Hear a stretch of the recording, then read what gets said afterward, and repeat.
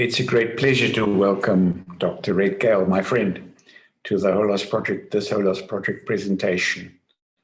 Dr. Gayle is going to be helping us to explore a narrative for humankind, a story that we can make meaning of our world and our future in a new kind of way.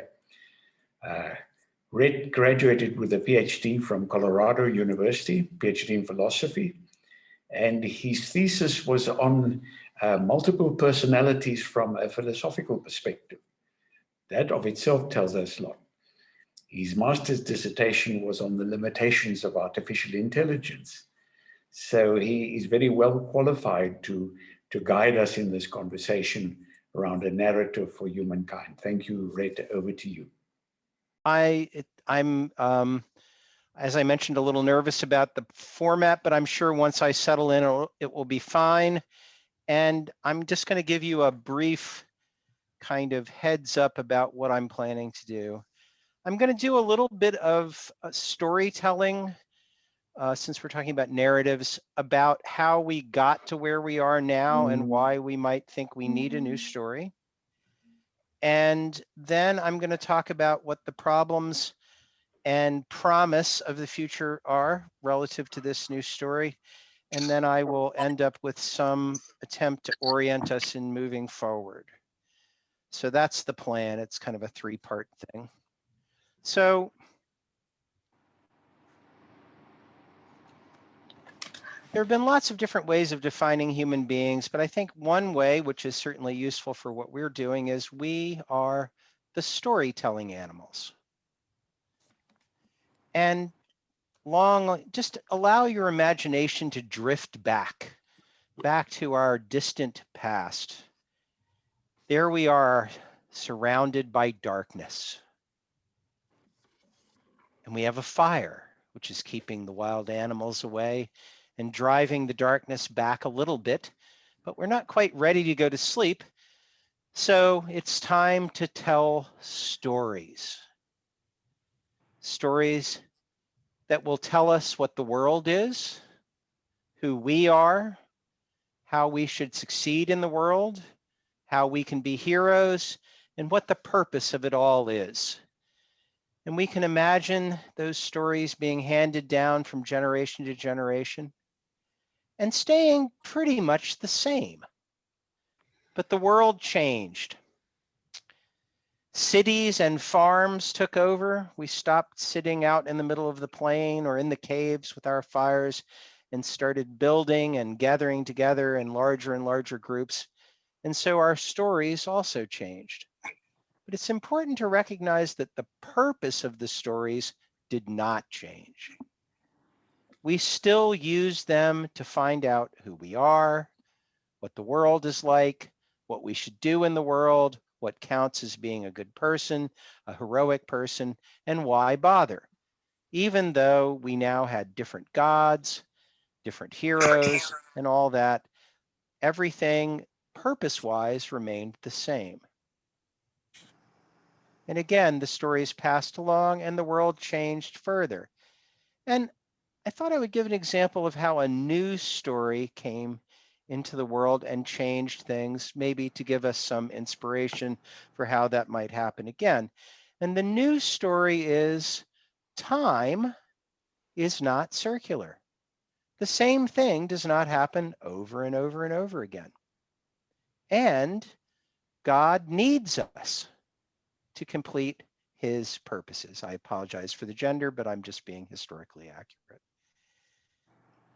So this story of linear time and the cooperation between humans and God to accomplish something comes into the world and changes it over a very long period of time, so that this story seems perfectly normal to us.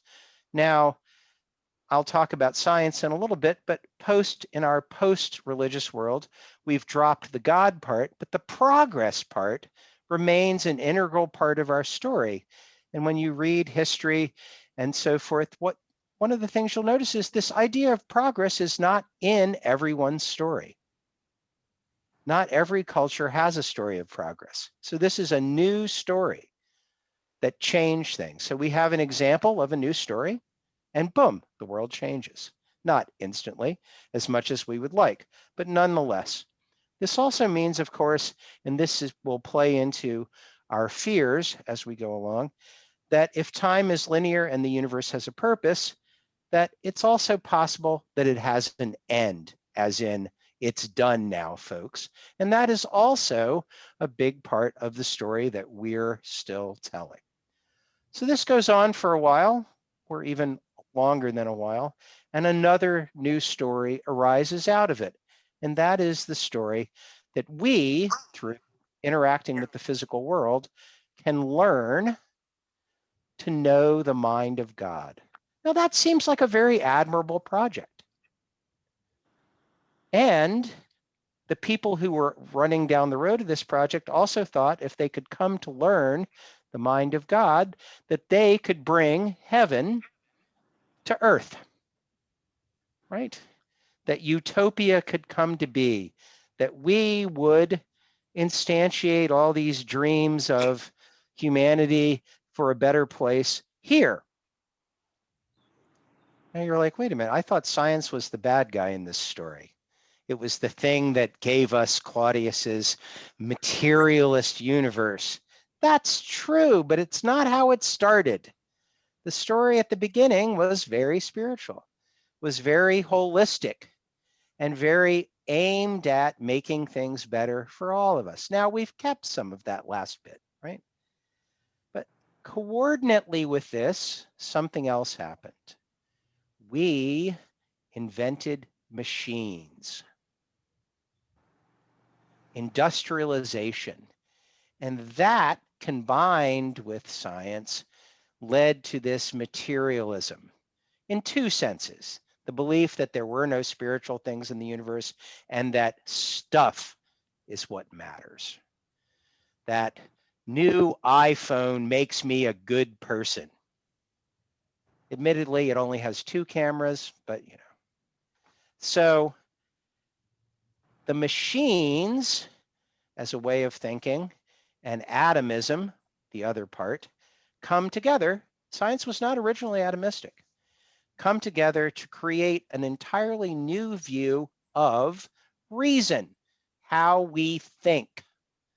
So we go from whole perceivers to parts perceivers, breaking things up. And hallelujah, brothers and sisters, it was super successful, right? Population went up, food went up, medicine got better, we all got more stuff. It was absolutely amazing. And this was evidence that it was right. Evidence that the material, we were getting power over the world. Meanwhile, the utopians decided what we should do is take this new view of reason and apply it to the world, politically speaking, the Enlightenment. So we're going to get rid of wisdom. We're going to get rid of old age as the marker of coming to know how the world is, and science will rule everything. Wisdom, we don't need that anymore. Knowledge. Wisdom is just people admitting that they don't know anything. We know stuff. How do you know? I can flip a switch and the light comes on. I know tons. Okay, so we've got a new story. Why, I ask you all, are you not happy? Why are you not happy with this new story? Well, we aren't the beginning of not being happy with the new story. Utopia was interrupted, kind of mid-20th century. One, we discovered that we can apply industrial principles to killing people. We call them the death camps. And furthermore, we can take science and kill, 100,000 people in an instant with a bomb.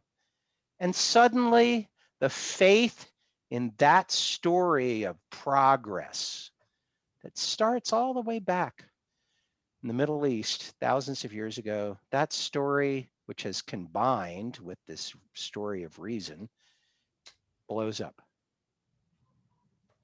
And then a little later, not that much later, but a little later, people start noticing that we're killing the planet, which seems troublesome. So now here we are, as Claudius said in his introduction, in need of a new story.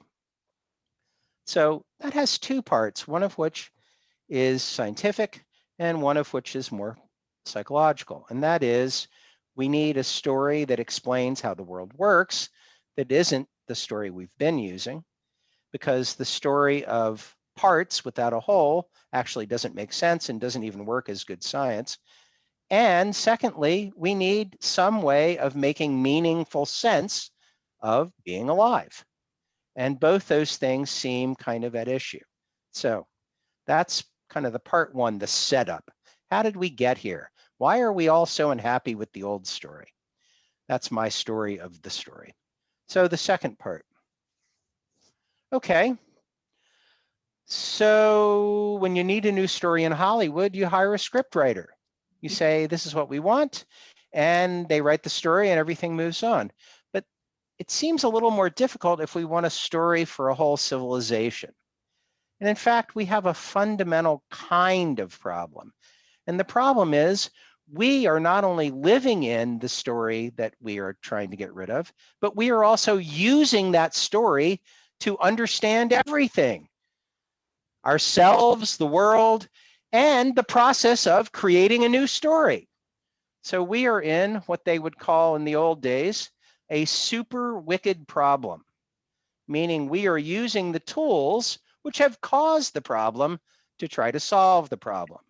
And so it's very difficult to get outside it. Now, I don't know if this story works in this context, but I like it anyway. There's a Sufi wise man named Nasruddin, and he has been given charge of 10 camels to take to market. So he's riding along on one of the camels, and he thinks, you know, I drifted off for a minute. Maybe one of the camels wandered away. I'll count them. So he counts them, and there are 9. He's very concerned. So he hops down, looks around, doesn't see another camel, comes back, counts the camels. There are 10.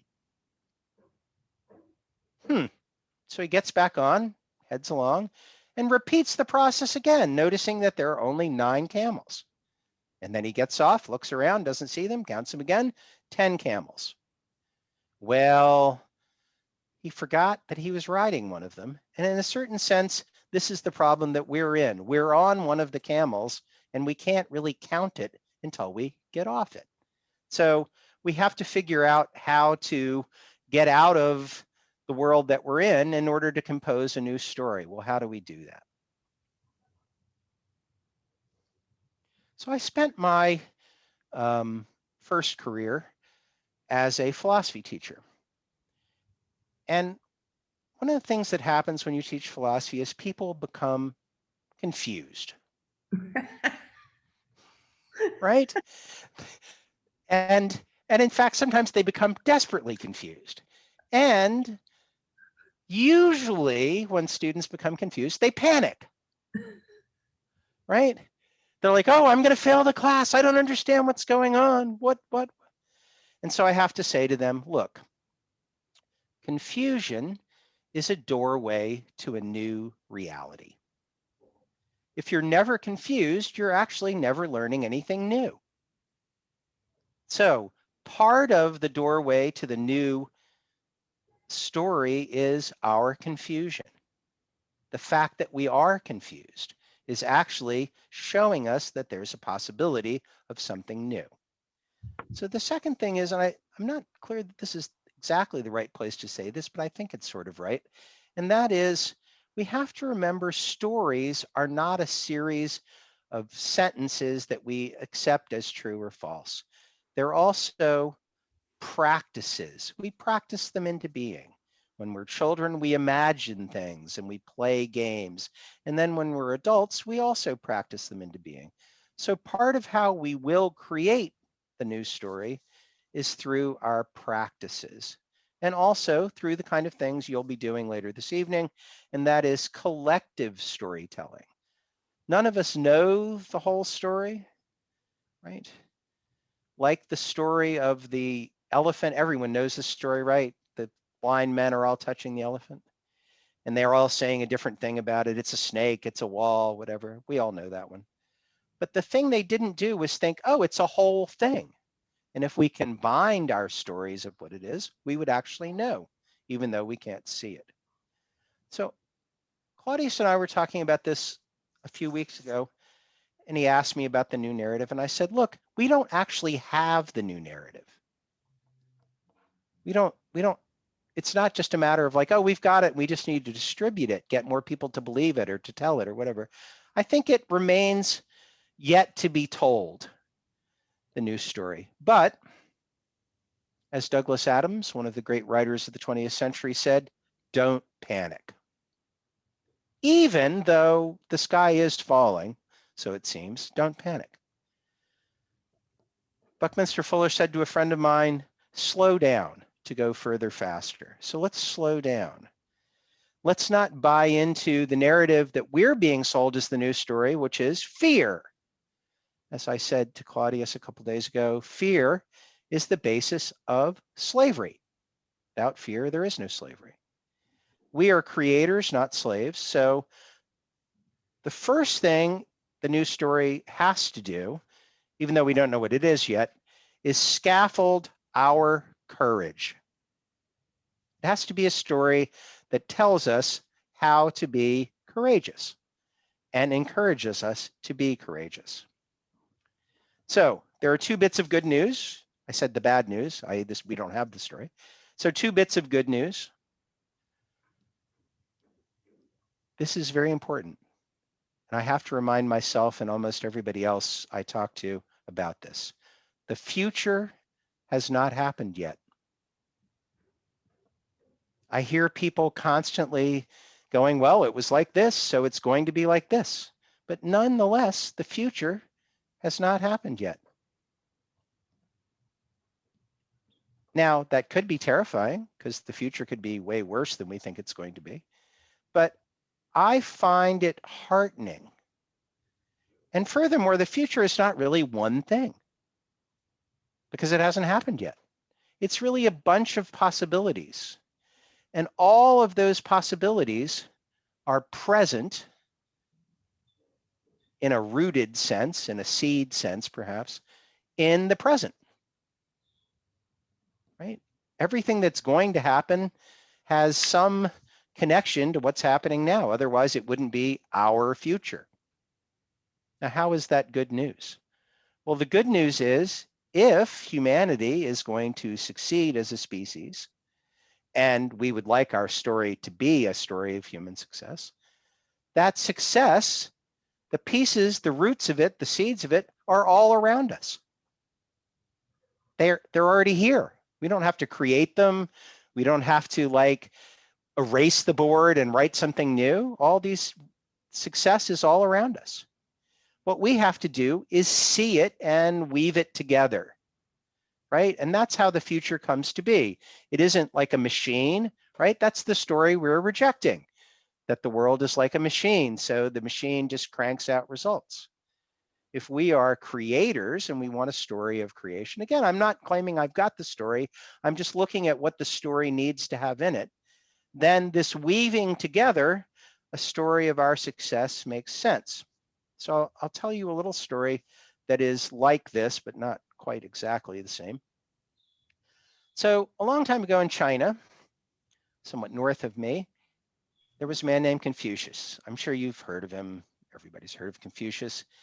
And Confucius claimed that he was reinstituting the way of the ancient Zhou dynasty, which did not exist anymore. It had fallen, but it was the model of the virtuous kingdom for the Chinese at that time. And Confucius said, I'm not inventing anything new. I am just bringing back this thing. And so one of his disciples and somebody who was a bit skeptical were talking. And the skeptic said to the disciple, well, how does Confucius know anything about the Zhou dynasty, given that it's stopped happening? And he said, well, it's all around us. We are the descendants of the Zhou, and he can see it in everyone he meets because he's looking for it. So the new story must help us, like Confucius was helped by his story, to see the pieces of our social, our species success all around us. I might even say that would mean that what we already need is all around us. So I'm going to skip that last part. Okay, so what else might the news story need? The news story should take us beyond ourselves. All of you interested in holism and all that recognize that we are not isolated individuals living in our own little bubble. But I want to add a little piece to that. I call this, the world is not your oyster. Now, what do I mean by that? I don't mean, oh, you can't have it your way whenever, which is usually what that means. It means it is not our wisdom and our projects as human beings that are going to save the day. The Earth's mind, since in my story, the Earth would have a mind, is we're inside it. It's not inside us. It's not a little mindless thing, if we think the Earth is a living thing, that we're going to save. In fact, we do not, this is good news, we do not need to save the world. That mantra has been repeated all around me. I've bought into it. We don't need to save the world. In fact, that belief that we need to save the world really comes right out of the mechanistic, reductionistic viewpoint that we're rejecting. It's this idea that the world, the only intelligence or wisdom in the world is us. We're it. We're isolated from everything. And we, as clueless as we are, have to save the world. That's just more atoms and the void thinking. Everything is dead but us, and we have to fix it.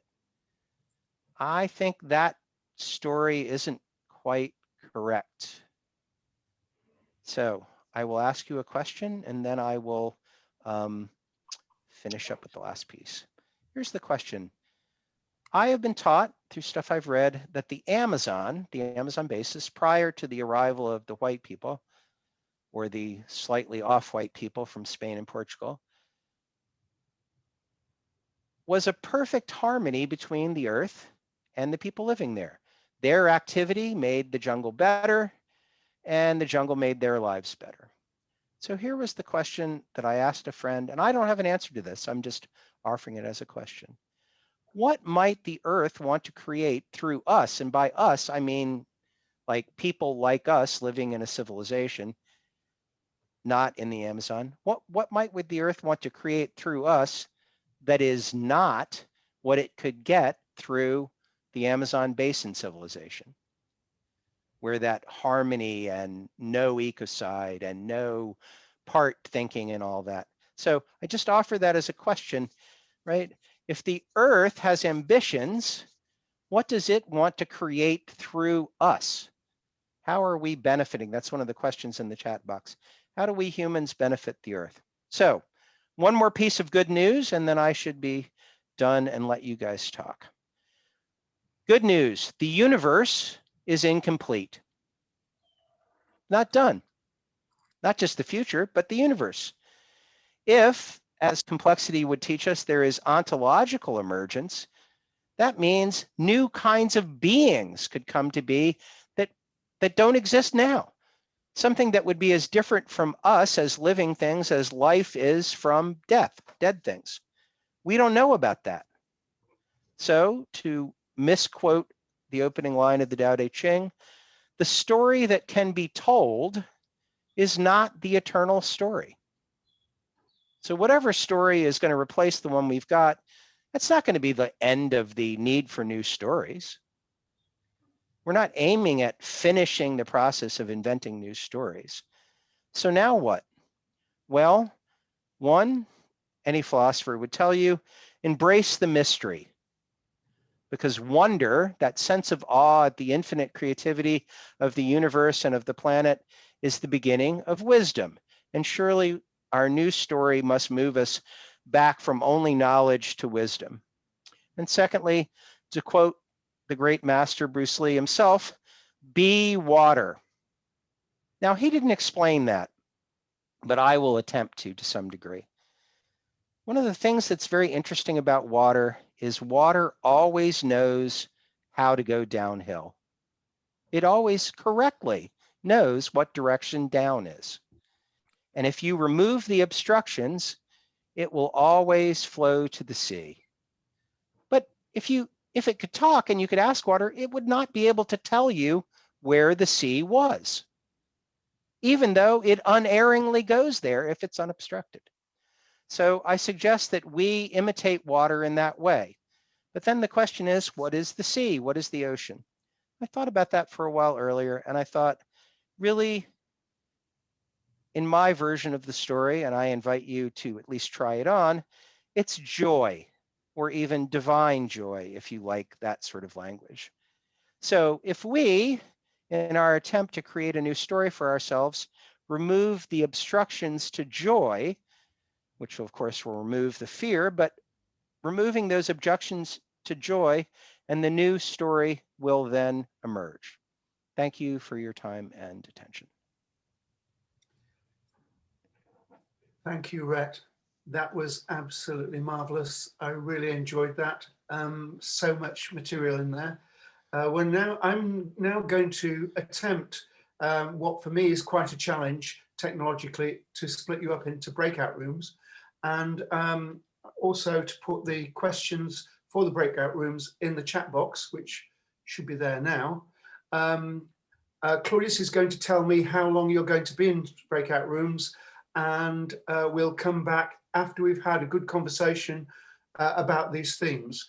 As you can see, there are 6 questions, and there are different numbers of people in each chat room. So I'm just going to trust you to ensure that everybody gets a chance to speak, and I'll give you notice of how long we're going to be in there and how long you'll have. What I'm trying to say is that I'll give you notice before you're coming back.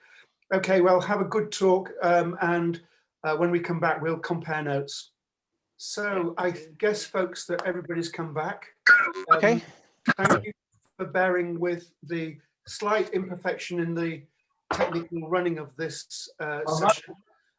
We are hoping that people from each of the breakout rooms will be able to report back, and perhaps I'm going to invite breakout rooms in turn, and because we didn't have facilitators allocated accurately, it will be a self-organizing principle that you'll be working on, which I'm sure you're capable of sorting out.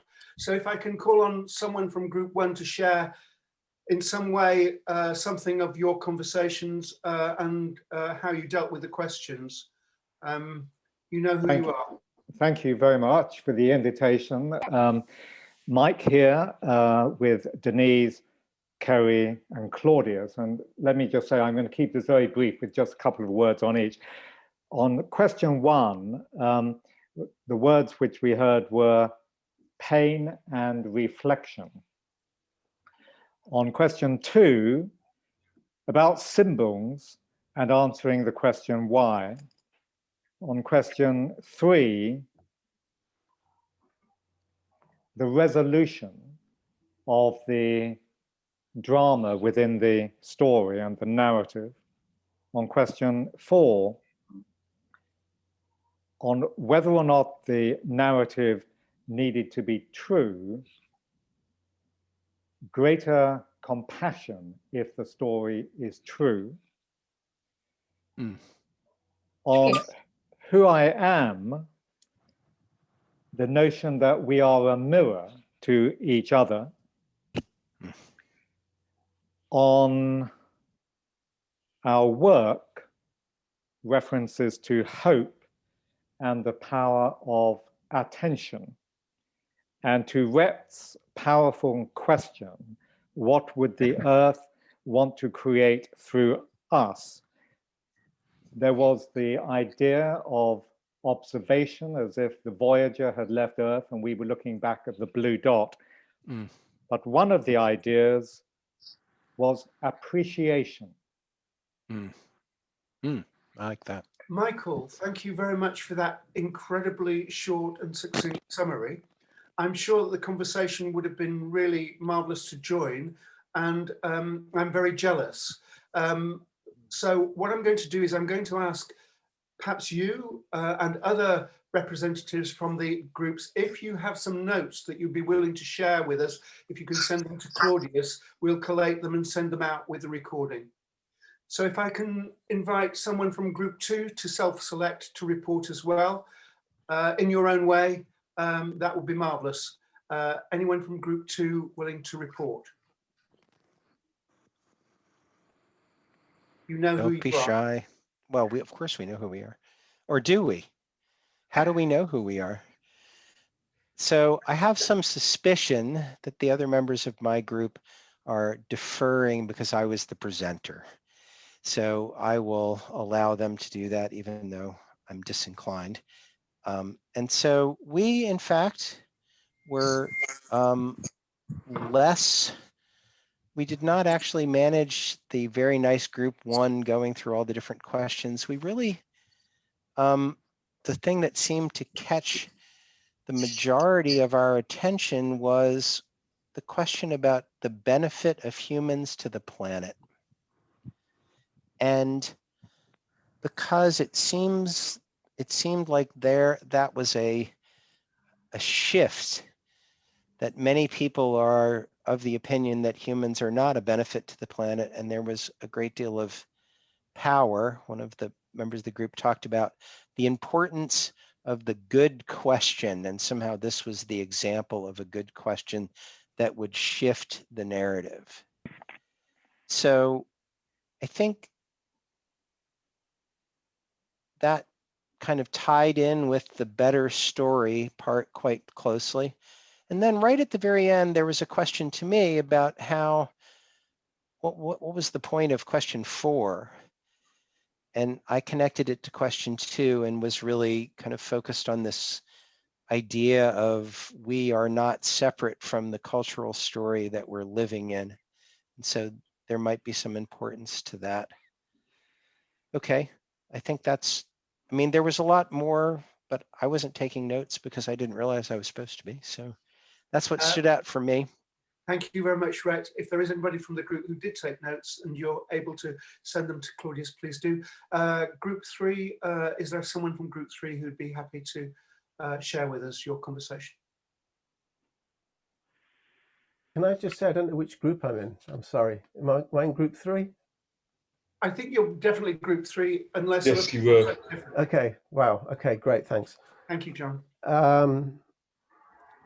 This is going to be difficult because we started to answer questions, and Joseph started to answer the first question, and what was particularly interesting about that is that it all started with how did his worldview change, and it was because he started to become curious and allowed that to move in whatever direction that it wanted to move in. And then Kenneth spoke about humans are the beauty of life.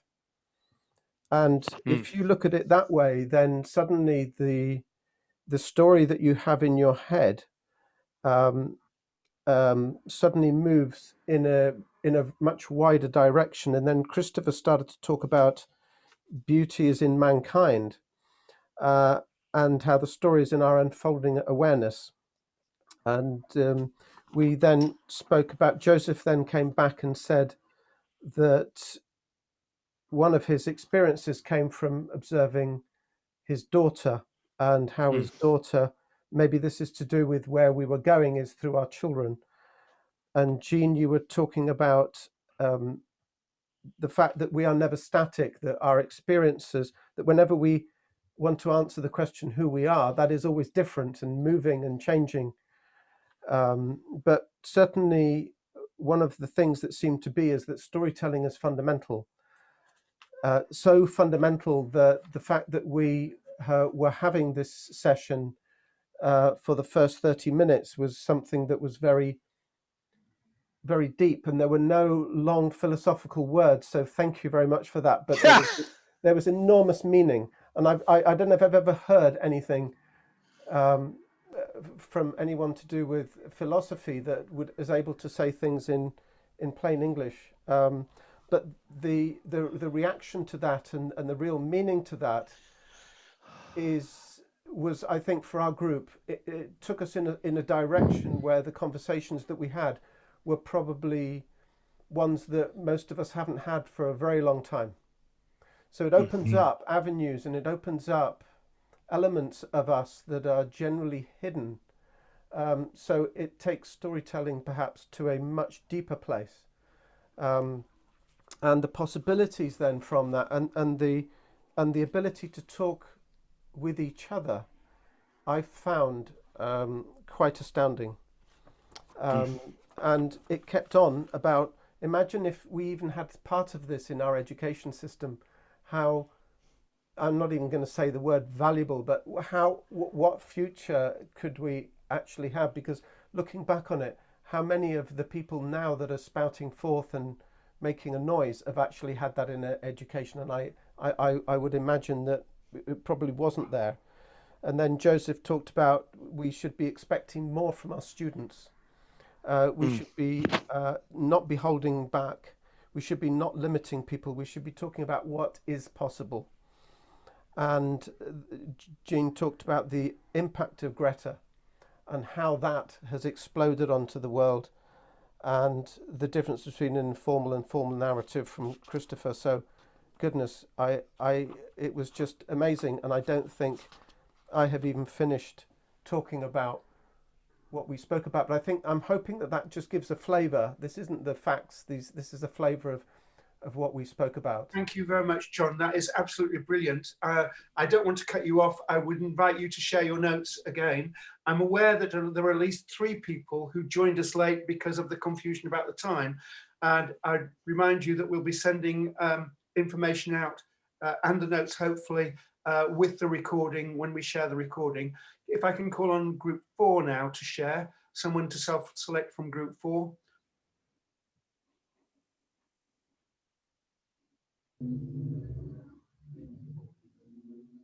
I'm wondering with group 4 if we could all just see if we can capture an essence of what each of us said, as opposed to one person trying to report on everybody. Would that be okay? That would be marvelous. Thank you for the suggestion, Vicky. Okay, so I'm going to keep it very brief. I was very interested, Rhett, in your statement. We don't need to save the world. And this idea that we have that we are the only intelligence in the world. So I went to question number 6.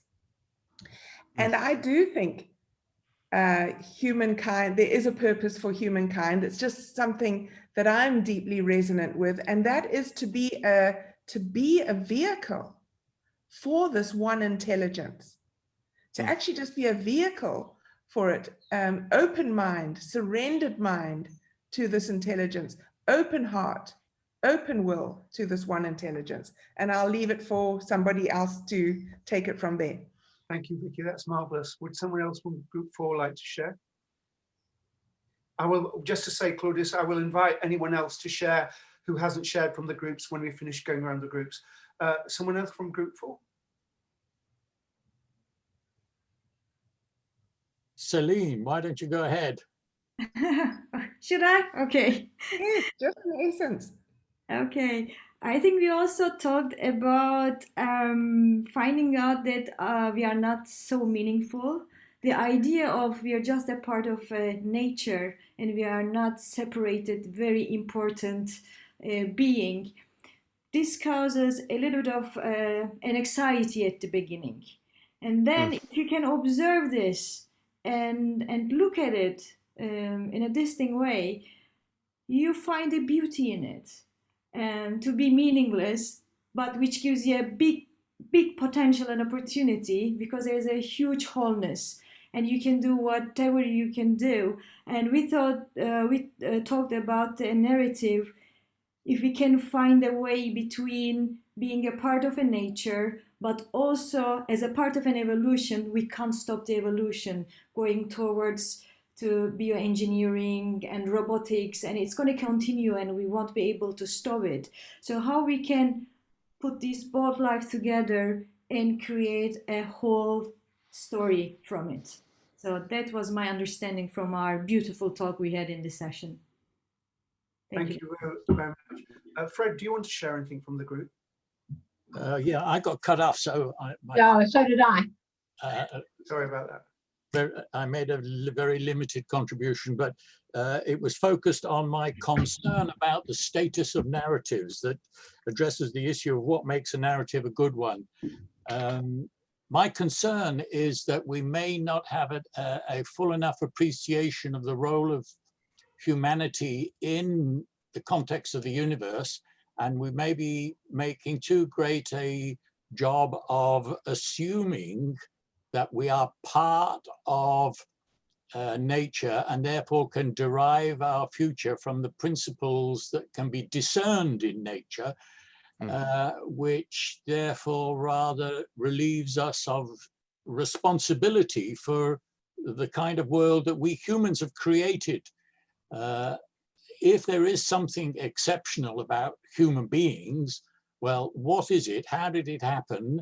And what does that mean for the narrative that we certainly do need now to replace the obsolete ones that have not done a terribly good job for us? That's a great question, Fred. Mine is a very limited contribution at this point. I think it's a very, very, very big question. And I think there's a lot to think about there. I would like to engage with you on that separately, if you don't mind. But for now, I'm aware of time and that some people are dropping off, and I want to give Group 5 a chance to report back. Anyone from Group 5 willing to share?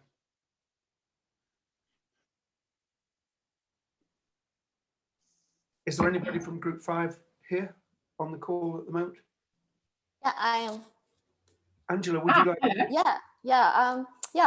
I'll share, and then if I miss something, please feel free to add to it, Group 5. So I guess for the first questions around ever change your worldview, we in our group, we all have our worldview change, and I think the key point there was, for some of us is a journey, for some of us is a haha moment. So and then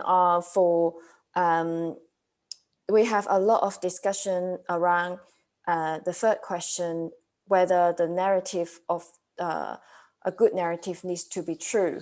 And we landed on, we agreed that the truth is not a black and white concept, whereas we do need a better collective narrative that closer to the approximation of the truth, and therefore it enhance our current situation.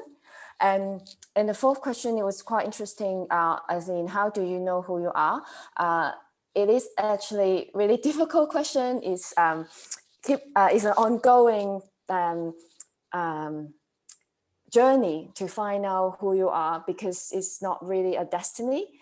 And James shared something really interesting about, being an artist, how he feels that he is in service of something larger. And so you don't know who you are, but you get a sense and intuition of who you are. And in terms of the better story, we need something more positive for sure, to help us work together, and also a bigger element which we need to include, about the planet. And then I didn't manage to catch the last question because I go back to the main room. Okay. Last question, Yeah. maybe I can fill in there. Yeah. We didn't really get to discuss the last question at any length. We would have liked to, but then the breakouts were finished. But I think I posed the question: well, can humans at all be in service of the planet, or is it the other way around? And my feeling that I postulated was that I think consciousness as we know it, and as it exists only in humans, is in my view sort of the pinnacle of the universe as we know it. I mean, who knows? Maybe somewhere else there's there's further development. But as such, I think the question ultimately is not how can humans serve the planet, because I don't think we can. I think the planet serves us and has brought us about, and now we have to, of course, see how the planet can continue doing that without us destroying it, obviously. But that was the point. That was my question. I asked the group, but then the session was over. I would have been very interested to hear different views on that. Yeah. Yes, that's a great question. Sorry. Just one more thing to add in terms of how do you know who you are. We actually gone into a little bit deeper of the question of is there a self or is there no self from the perspective of meditation. So yeah. So many questions, an incredibly rich landscape to digest from this conversation. I'm going to just ask if there's anybody else who's desperate to share something in this common space before I ask Claudius to come in and sum up.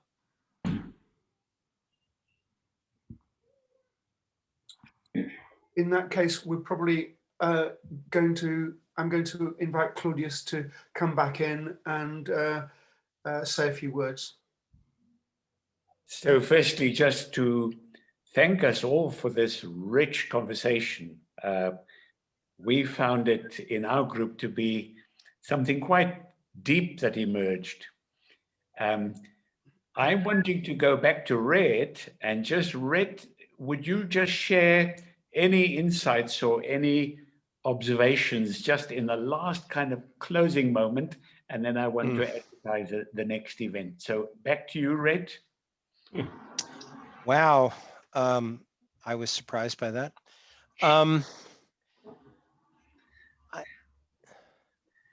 For some reason, I wanted to say something in response to something that was said quite late in the process of this sharing, and that is the Earth, of course, has access to 9 billion human minds, not just the one that you have access to. So maybe it's going to do something with the whole collection. I was just really struck by the depth of the conversation we had in my group, and also just hearing you guys share what you talked about in your groups. I feel like you took my ideas far beyond what I did, and I'm really happy about that. I was happy that I was able to provoke some good conversation. So thank you all very much. Could I just say, Claudius, that I think this has been such a rich conversation that it might be worth offering another opportunity to develop it. But we don't need to decide that now. If we could possibly do that, if we do that, then we'll come back to people. Right. Just an observation that Rhett has offered that we might have such a conversation around the narrative for the Holos project. And as specifically, so we'll come back on this one. Just before we close, apologies to the folks that struggled to get in with the bits of confusion there. Deep apologies for that. We will send out Rhett's presentation. No problem. Oh, Claudius, I have the outline of the talk, which I could send you if people would want that also. I mean, it's not written out, but it'll help organize it. That'll be fantastic. That'll be fantastic. And then just in advance, on the 30th of this month, Dr. Shantina Sabadini is going to be offering a workshop on quantum physics and human becoming. What does quantum physics actually say about who we are? Many of these questions that we were exploring now. And that'll be a 3-hour interactive workshop. So I'll be sending out that information. Rhett, thank you so much. Joshua, thank you so much for facilitating, and all of you that were patient. Thank you so much. And the next one that we'll be doing in February will be Sheila Cook, who is going to be talking on the whole issue of regenerative agriculture, our food system, and our responsibility as consumers. That will be coming out shortly as well. So Joshua, back to you to greet the folks. Thank you very much, everyone. I'm so jealous that I couldn't be in the breakout rooms, but I'm looking forward to engaging with further conversation with you all in the future. Take care, and thank you for joining us. My apologies for the slightly difficult technical hiccups here, but I think we're all learning, aren't we, in this space? Thank you again. Yeah, indeed. Bye now. Thank you. Thank you so much, Joshua. Thank you. Thanks for the organisation. Thank you. Have a good Thanks rest. so much. Bye-bye. Okay. Bye. Thank you. Bye-bye. Bye now.